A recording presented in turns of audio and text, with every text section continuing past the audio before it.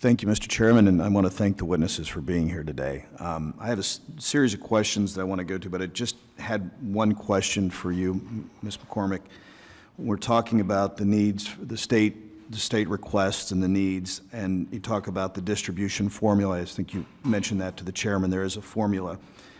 And I had not seen, the chairman, I had not seen that graph of the president on before till today, but should that formula, should that not also include making sure that the vendors don't side with one side or the other, that they're completely bipartisan as it relates to receiving the HAVA grants? The vendors don't receive the HAVA grants, Congressman.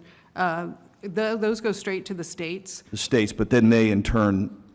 Well, the states usually provide sub-grants to their counties. Right. And then the counties and the states decide how that money will be used as long as it's allowable within HAVA. The vendors do not receive the money. However, they do get contracted by the states and the local jurisdictions to provide equipment. But they don't do it for services. free, right? The vendors do not do it for free, no, sir. So where do they get their money? The vendors are the states and local jurisdictions contract with the vendors. And oftentimes they use HAVA money, but they also use other funds that are provided by the local government. So the vendor may not receive the HAVA grant directly. Correct. But vis-a-vis a state or some other entity would then pay the vendor, but it's not directly related to the HAVA grants. Is that what you're saying? That's right, but I do agree with you that it should be a nonpartisan provision of equal Yeah, because I don't, whether it was President Biden, President Trump, it doesn't matter to me. I'm just saying that I think that it should be, that entity should not be partisan. I would agree with you, Congressman. Okay. And one other thing, I was reading through your testimony. You mentioned in here, and again, it's a question, I'm not trying to focus on, but you mentioned AI tools making it harder for voter education. Can you just give me briefly, because I got some other questions I want to go to.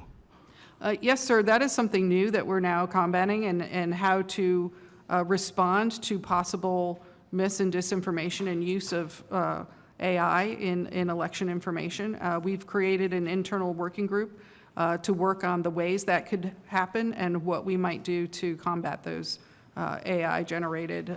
I may want to follow up with you on that, just Yes, because I have a keen interest in that.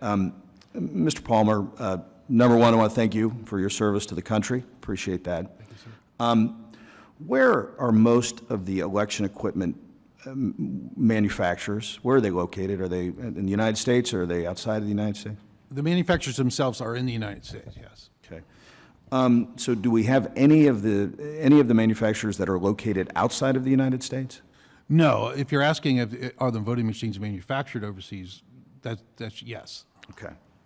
So when the EAC adopts a new VVSG standard, what happens to election equipment certified under a previous standard? Well, it remains certified. We have, those standards were earlier standard. We have new standards, but it takes time to migrate to the new higher standards, get the manufacturers to design and bring those to a test lab to be tested. So we have full confidence that the systems that we tested are still operational. And those decisions on when to transition to, let's say, another 1.0 version or the new generation of systems, that's going to be a local decision or a state decision on when they feel they need to move on from their equipment. But if they're, I mean, they can still be used, in other words. Yes, sir. Okay. Are there security threats that exist with still using the older type machines?